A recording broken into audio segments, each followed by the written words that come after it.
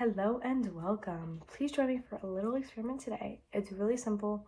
All you need to do is close your eyes and try to picture visualize the cat. Do you see anything? You can go ahead and pause and take your time if you need to. Otherwise, you can go ahead and open your eyes.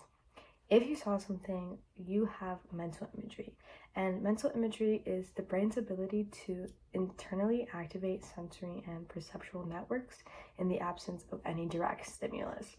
Mental imagery is seen as this sort of weak perception because many of the same brain areas that are involved in seeing, such as the V1, are also active when we are imagining things. But what if when you tried to imagine the cat, you didn't see anything? That's okay, there's no need to worry. It would just suggest that you have something called aphantasia. But what exactly is aphantasia? It is the inability to form mental images voluntarily.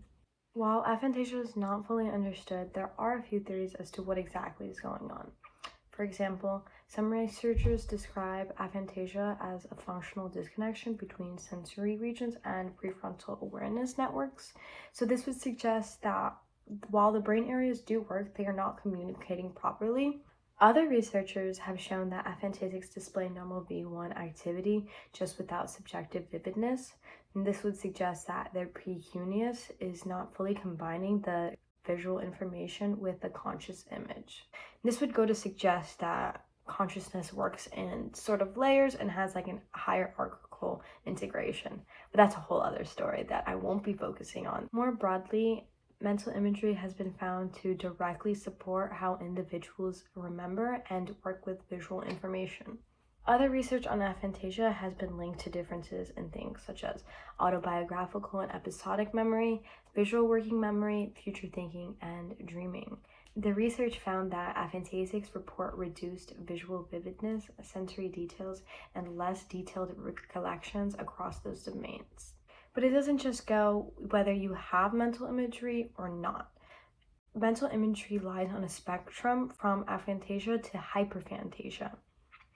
Researching aphantasia and mental imagery in general would help answer fundamental questions that ask how the brain generates internal experiences. It would also help inform and understand how memory, perception, and control processes differ across individuals.